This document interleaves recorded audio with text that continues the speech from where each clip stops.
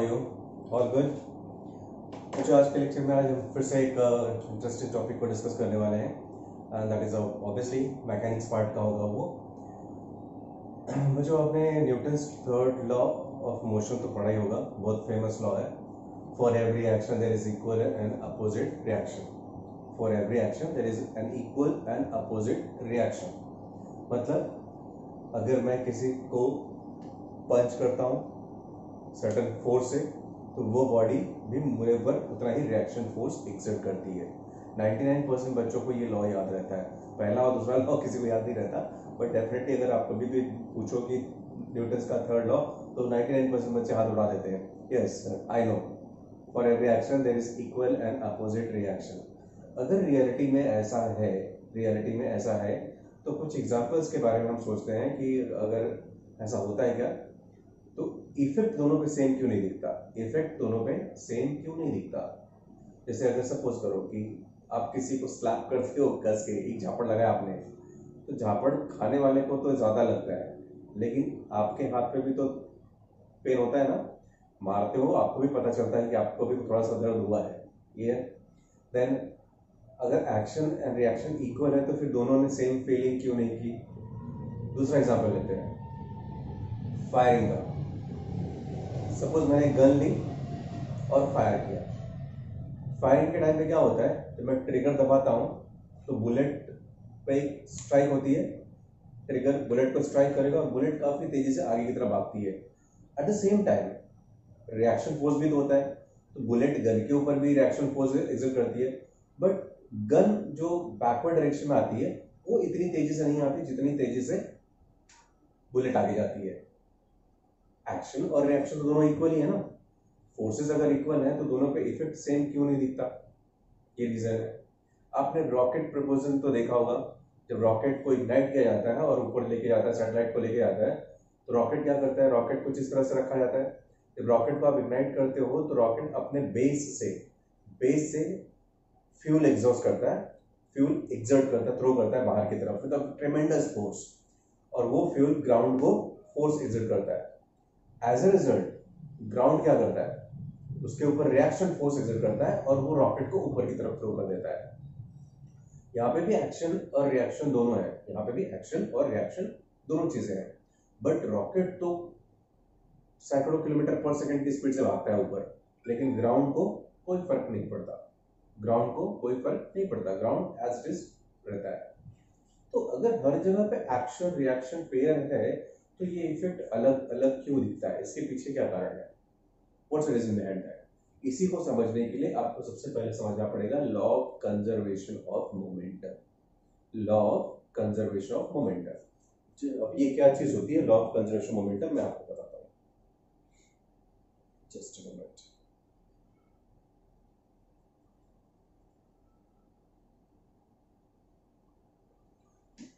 Law of conservation of momentum अगर आपको समझ में आ गया ना, तो इन सारे क्वेश्चंस के आंसर्स आपको मिल जाएंगे कि एक अगर एक्शन और रिएक्शन दोनों जगह पे है तो एक बॉडी पे इफेक्ट ज्यादा दिखता है और एक बॉडी पे इफेक्ट कम क्यों दिखता है।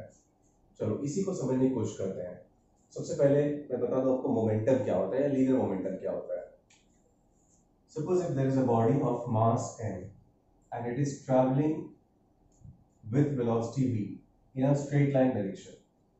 A body of mass m traveling with velocity v in straight line direction, तो इसका momentum is given by, momentum जिसको हम पी से इंडिकेट करते हैं, momentum is the product of mass and velocity. तो this is what called as linear momentum. जब एक body of mass m travel कर रहा होता है स्ट्रेट लाइन डायरेक्शन में विद वेलोसिटी sp, तो मोमेंटम ऑफ दैट बॉडी और the linear momentum of that body is taken as the product of mass and velocity. Fine, ये है momentum. अब लॉ ऑफ कंजर्वेशन मोमेंटम को explain करना है तो एक एग्जांपल के थ्रू मैं एक्सप्लेन करता हूं आपको। Suppose there are two bodies of different masses m1 m2, they are traveling along the same line in the same direction with velocities u1 and u2। ये इनकी इनिशियल वेलोसिटी u1, ये इनकी initial velocity u2। They are traveling along the same line in the same direction, but such that u1 is greater than u2। तो as a result क्या होने वाला है अभी, जब पीछे वाले की वेलोसिटी ज्यादा है, आगे वाले की वेलोसिटी कम है, तो डेफिनेटली ये धीरे धीरे इसके नजदीक पहुंचेगा और फाइनली अगर ये इसको स्पेस नहीं दे रहा है, दोनों सेम लाइन में चल रहे हैं, तो ये इसको टक्कर मारेगा। That is called as collision. दोनों बॉडीज आपस में टकराएंगे। चलो यहाँ पे हुआ कोलिजन। अब जब कोलिजन होता है तो M1 M2 के ऊपर फोर्स एक्सर्ट करेगा, करेक्ट। सपोज जो फोर्स इसने फेस किया वो है F2 in the forward direction, but अब यहाँ पे न्यूटन्स का थर्ड लॉ भी तो काम करेगा। For every action there is equal and opposite reaction. तो ये M2 क्या करेगा, M1 के ऊपर फोर्स एक्सर्ट करेगा बैकवर्ड डायरेक्शन में, let it be F1। Newton's के थर्ड लॉ ऑफ मोशन के अकॉर्डिंग ये दोनों फोर्सेस की वैल्यू इक्वल होगी बट अपोजिट इन डायरेक्शन, मतलब एक फॉरवर्ड डायरेक्शन में तो दूसरा बैकवर्ड डायरेक्शन में। सपोज हम मान के चलते हैं कि ये कोलिजन जो हुआ दोनों के बीच में वो एक परफेक्टली इलास्टिक कोलिजन है। परफेक्टली इलास्टिक कोलिजन में चीजें टकराती हैं और फिर सेपरेट हो जाती हैं। अब सेपरेट होने के बाद हो सकता है दोनों फॉरवर्ड डायरेक्शन में चले या एक फॉरवर्ड डायरेक्शन में एक रिवर्स डायरेक्शन में जा सकती है, कुछ भी पॉसिबिलिटीज है। बट यहाँ पे मैं एक आइडियल कंडीशन ले लेता हूँ कि सपोज दोनों टकराने के बाद फॉरवर्ड डायरेक्शन में ही चलती है विद डिफरेंट वेलोसिटीज और new velocities v1 and v2। ठीक है, इसकी वेलोसिटी v1 नई वेलोसिटी, इसकी वेलोसिटी नई v2। So before collision, after collision, u1 u2 are their initial velocities, v1 and v2 are their final velocities after collision. यहाँ पे collision हो रहा है, परफेक्टली इलास्टिक कोलिजन है, तो दोनों एक दूसरे पे इक्वल फोर्स एक्सर्ट कर रहे हैं। So as according to Newton's third law of motion, मैं सारी चीजें बोर्ड पे लिखूंगा नहीं, कुछ चीज मैं बोल रहा हूं उसको आप समझने की कोशिश कीजिए। As according to Newton's third law of motion, चलो वो लिख ही देता हूं, आपका काम आसान हो जाएगा। According to Newton's third law of motion, Newton's third law of motion, what I can say, F1 and F2 are equal in magnitude but opposite in direction. F1 vector F1 equals to vector F2। Minus sign का मतलब दोनों vectors का magnitude equal है but they are opposite in direction. So F1 is the force experienced by M1, F2 is the force experienced by M2। अब Newton's का second law of motion क्या बोलता है, the force is equal to mass into acceleration. तो हम इसको ऐसे भी लिख सकते हैं, M1 into A1 minus M2 into A2। Clear है? एक्सेलरेशन एक्सेलरेशन एक्सेलरेशन का बेसिक फॉर्मूला तो आई थिंक बच्चों आपको सबको पता ही होगा, फिर भी मैं बता देता हूँ। तो यहाँ पे मैं रीजन भी लिख देता हूँ, ये मैंने कहाँ से लिया ताकि चीज एकदम क्लियर हो, आपको कोई कंफ्यूजन नहीं होना चाहिए। F इक्वल्स टू ma मैंने यहाँ पे अप्लाई कर दिया। This is according to Newton second law, इसको हम लॉ ऑफ मोमेंटम भी बोलते हैं। अब एक्सेलरेशन का डेफिनेशन क्या है, acceleration is change in velocity divide by time. Suppose अगर इस कोलिजन में t सेकंड का टाइम लगा तो हम इसको ऐसे लिख सकते हैं, m1 चेंज इन वेलोसिटी मतलब फाइनल वेलोसिटी ऑफ 1 माइनस इसका initial velocity divide by time equals to minus m2 v2 minus u2 divide by time. Obviously जो टाइम ऑफ कोलिजन था वो तो दोनों के लिए सेम ही था, उसके लिए 1 2 लिखने की जरूरत नहीं हमको। तो t और t दूसरे से कैंसिल हो जाएगा, बचेगा आपके पास m1 v1 minus u1 is equal to minus m2 v2 minus u2। चलो ब्रैकेट ओपन करते हैं। ये फॉर्मूला कहाँ से मिला हमको, a को मैंने v माइनस, चलो अगर आपको रीजन चाहिए तो यहाँ पे रीजन स्पेसिफाई कर देता हूँ मैं, a is equal to v minus u by t होता है, वो फॉर्मूला मैंने यहाँ पे इंप्लीमेंट किया। ब्रैकेट ओपन करो, m1 v1 minus m1 u1 is equal to minus m2 v2 plus m2 u2। ठीक है, अब दोनों v1 वाले टर्म्स को एक साइड में रखो और v2 वाले टर्म्स को एक साइड में रखो। तो this is m1 v1 is equal to, इसको इधर लेके आते हो तो ये ऐड हो जाएगा m2 v2 is equal to, ये उधर जाएगा m1 u1 plus m2 u2। ये देखो क्या मिला आपको at the end, m1 v1 plus m2 v2 is equal to m1 u1 plus m2 u2। अब ये सब mass velocity mass velocity mass velocity का प्रोडक्ट का एडिशन है। अभी मैंने इस डेरिवेशन को स्टार्ट करने से पहले आपको बताया मास इनटू वेलोसिटी क्या होता है, मोमेंटम। ये है m1 v1 मतलब final momentum of m1 m2v2 मतलब फाइनल मोमेंटम ऑफ m2। तो दोनों का जो टोटल होगा इसको हम ऐसे लिख सकते हैं, इसको लिख सकते हैं total final momentum, total final momentum of system is equal to, ये क्या है और ये पार्ट क्या है, m1u1 initial momentum of first, m2u2 initial momentum of second body. दोनों को ऐड कर दिया तो पूरा सिस्टम का मोमेंटम मिल गया। Total initial momentum of system, मतलब इनडायरेक्टली हम ये बोल सकते हैं कि total final momentum of the system is equal to total initial momentum of the system. लेकिन ये कब होता है बच्चों, ये कब है, इसके लिए कंडीशन है। यहाँ पे देखो जो दोनों बॉडीज पे फोर्स एक्ट कर रहे थे तो यहाँ पे दो फोर्सेस है F1 F2 which are equal in magnitude but opposite in direction. और इन दोनों फोर्सेस को अगर मैं ऐड कर दूं तो नेट फोर्स क्या मिलेगा, F1 equals to minus F2 है। जब दो इक्वल फोर्सेस को आप ऐड कर रहे हो which are equal in magnitude but opposite direction, तो नेट फोर्स कितना होता है, zero. Two forces equal in magnitude but opposite direction को मैं ऐड कर दूं तो इनका नेट फोर्स होता है zero.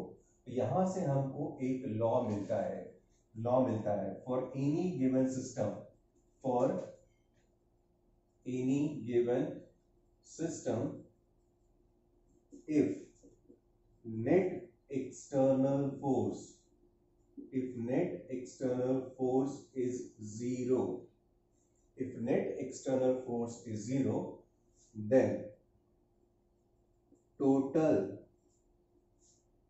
initial momentum of system, total initial momentum of system is always equal to total final momentum of system। मतलब momentum में कोई चेंज नहीं होता, मोमेंटम पहले जितना था उतना ही बाद में भी है। और जब कोई चेंज नहीं होती है या कोई प्रॉपर्टी चेंज नहीं होती है, कोई वैल्यू चेंज नहीं होती है, तब हम उसको बोलते हैं द वैल्यू रिमेन्स कांस्टेंट और the value is conserved, the value is conserved. तो इस केस में क्या कंजर्व हो रहा है, लीनियर मोमेंटम।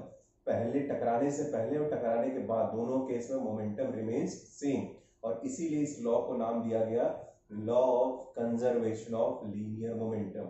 और यही इसका स्टेटमेंट है, for any given system if net external force acting on the system is zero, the total initial linear momentum of the system is always equal to total final linear momentum of the system।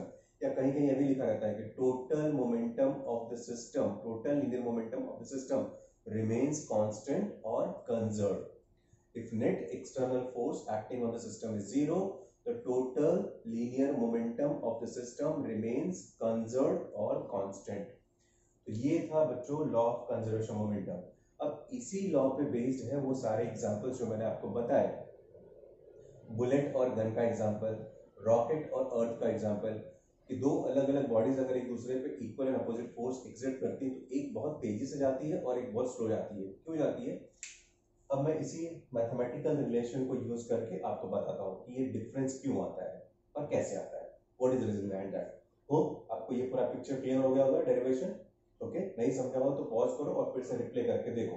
Okay अब चलते हैं कुछ examples पे जो आपको prove करके बताएंगे कि इसी प्रिंसिपल पे वो सारी चीजें होती है।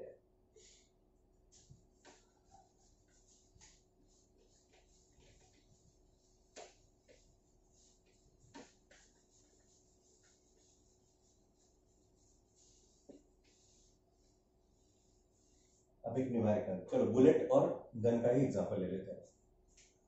सपोज करो कि अभी मेरे पास यहाँ पे गन, ठीक है, जिसका मास है कैपिटल M, इसके अंदर बुलेट है, ठीक है, मैंने ट्रिगर किया, फायर किया। जब फायर करूंगा तो ये बुलेट बाहर निकलेगी और बहुत तेजी के साथ आगे की तरफ आएगी।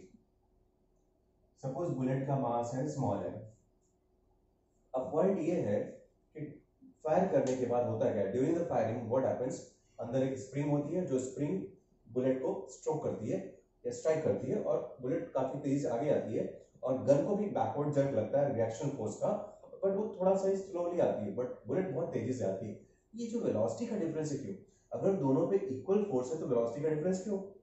इस चीज को आप उसी तरह समझ लो कि अभी जो मैंने एग्जांपल दिया m1 m2 दोनों आपस में कोलाइड हो रहे हैं, कोलाइड होने के बाद सेपरेट हो जा रहे हैं, तो इस केस में भी एक्शन है गन का, रिएक्शन है बुलेट का, दोनों के फोर्सेस इक्वल है बट नेट फोर्स जीरो है।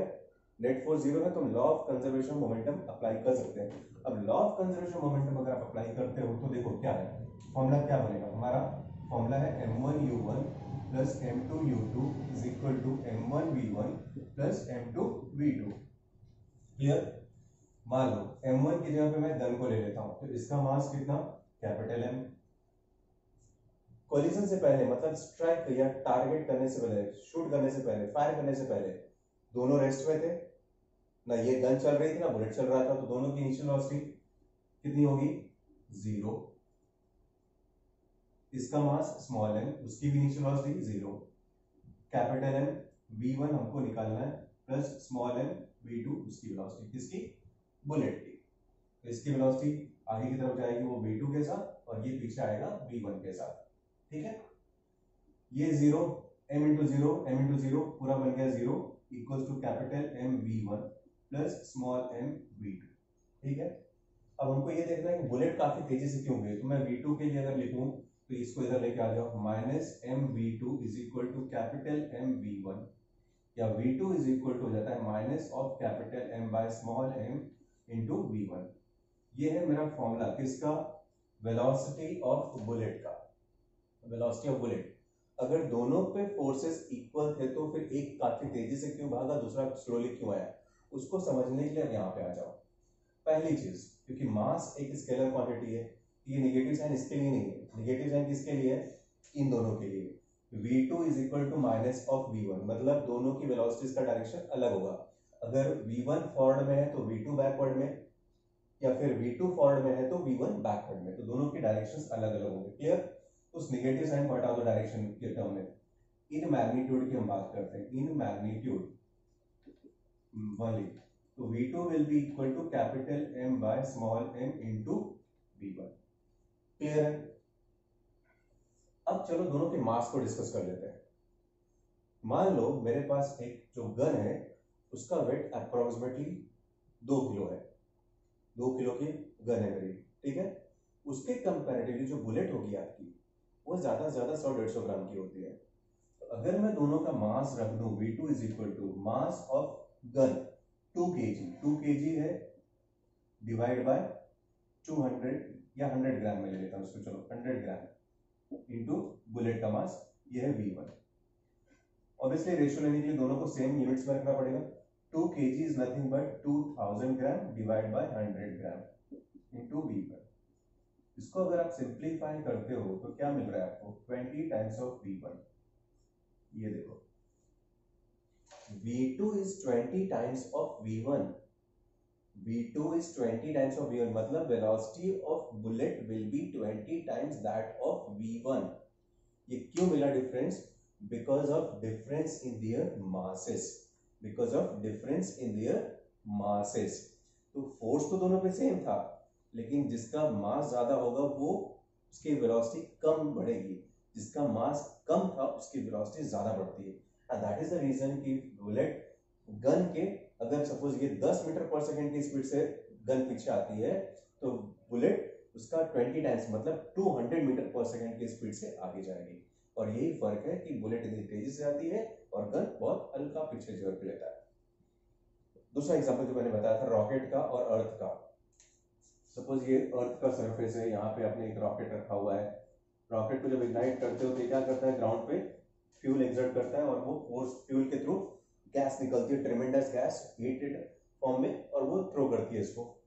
ये एक्शन हुआ नीचे, अर्थ उसके ऊपर रिएक्शन फोर्स एक्सर्ट करता है इक्वल मैग्नीट्यूड का। इसके फोर्स का अर्थ पे कोई फर्क नहीं पड़ता क्योंकि अर्थ का मास रॉकेट के मास में कंपैरिजन में लाखों गुना ज्यादा है, तो इसका ये कुछ उखाड़ नहीं पाता। लेकिन जब यही उतना ही फोर्स ये रिएक्शन बना के रॉकेट के ऊपर अप्लाई करता है तो रॉकेट थाउजेंड्स ऑफ मीटर पर सेकेंड के स्पीड से ऊपर की तरफ आता है। सेम यही प्रिंसिपल कि दोनों के वेलोसिटीज में डिफरेंस क्यों है। ये था law of conservation of momentum with the help of to examples. So hope आपको पिक्चर क्लियर हो गई होगी कि action reaction pair equal forces होते हैं बट दोनों के इफेक्ट अलग अलग होते हैं। एक पे बहुत ज्यादा चेंज ऑफ वेलोसिटी दिखता है, दूसरे पे वेलोसिटी का चेंज होता है वो बहुत कम होता है। और ये क्यों होता है? Because of their difference in masses. तो ये था law of conservation of momentum, उसका मैथमेटिकल प्रूफ भी मैंने आपको बता दिया और दो एग्जांपल से पिक्चर भी क्लियर कर दी कि दोनों की वेलोसिटीज का डिफरेंस क्यों और कैसे होता है। सो होप आपको सब कुछ समझ में आया होगा, और नहीं समझा है तो फिर भी आप रिपीट देखो। कोई क्वेरी है यू कैन कमेंट। ठीक है, अगले लेक्चर में मिलते हैं फिर और किसी इंटरेस्टिंग टॉपिक के साथ।